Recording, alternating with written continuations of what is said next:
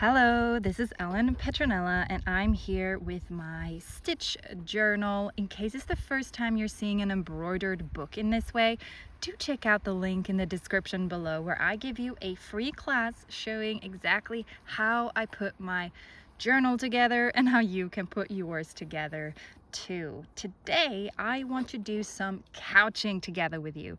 Actually, it's the first time ever that I tried to do couching in my stitch journal over the last few days. I've been using my slow morning stitchery grounding practice to just organically stitch these pieces of yarn actually into place. So these are cutoffs of cotton yarn that I got from a random upcycling project. I'm currently crocheting and upcycling a dress, and I had all of these pieces of cutoff yarn that I just thought were too pretty to get rid of.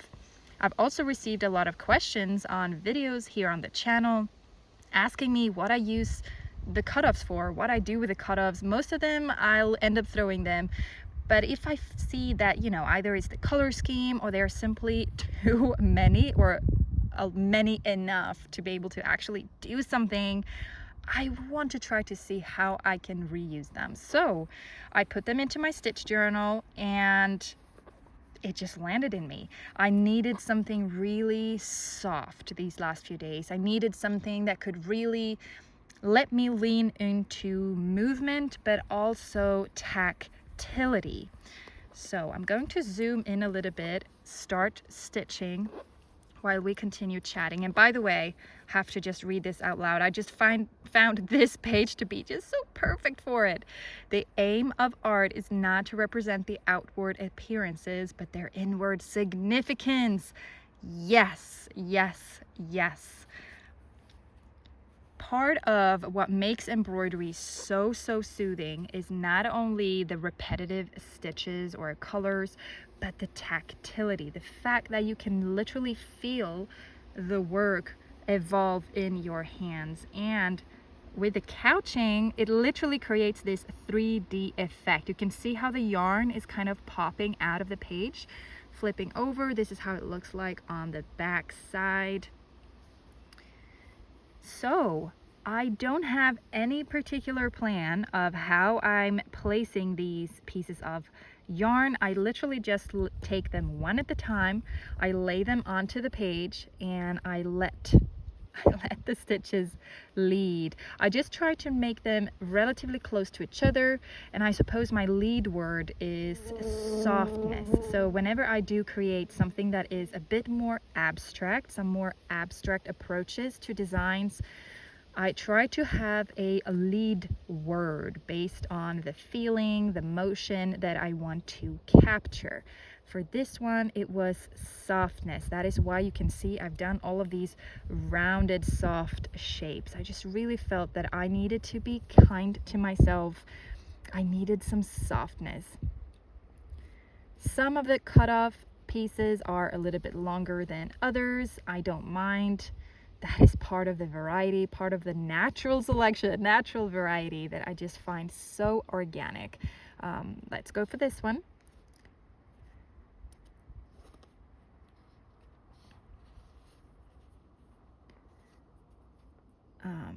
Let me start it. Actually, let me start it down here.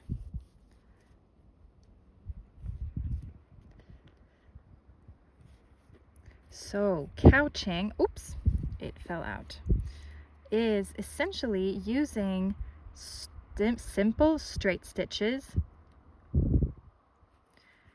to secure something in place. You're gonna see me, here's the first one. It's just the one that I just want to get in nice position, and I go from one side to the next, push through, and I pull. And you can see how it's fastened, how it got secured. Naturally, you can then choose whether you want to do these straight stitches on a relatively even distribution, even distance between them, or if you want to go sometimes a bit longer, sometimes a bit closer.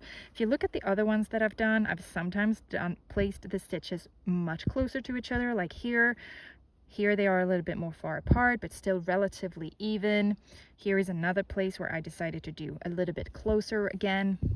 I can't tell you if I have a particular system for when I do closer, when I do more further away. The only thing I can say is that the closer you do them, the more you can control where your line is going to be placed. So that whether that is something that you want to be able to control or whether something you prefer to just keep a little bit more loose, that is up to you. It all depends on your lead word and what your goal with it is.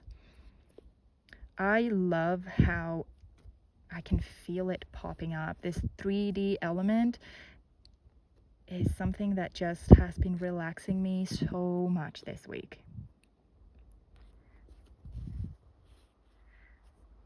For the majority of them, I used a blue cotton Molinet floss, 2 strands, because I wanted the contrast of the soft blue with these other pastel pinks, red, yellow, just to create that contrast. But then I found this leftover cut off piece of DMC that was lying around, and I decided to use it.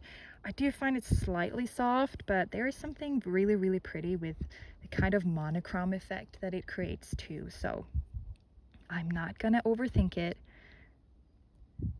That's my approach to the stitch journal in general. I use what I have access to around me. The whole point, the focus is the movement. It's the practice.